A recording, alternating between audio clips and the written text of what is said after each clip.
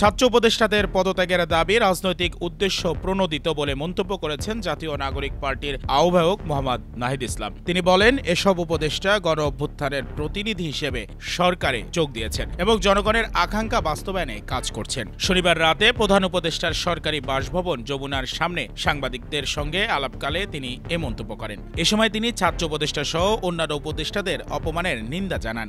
ওয়ালটন আবারও মিলিনিয়ার অফারে ওয়ালটন ফ্রিজ কিনে আপনিও হয়ে যেতে পারেন মিলিয়নিয়ার। মিলিনিয়ার ছড়াছড়ি দেশ জুড়ে, এটা শুধু ওয়ালটনই পারে।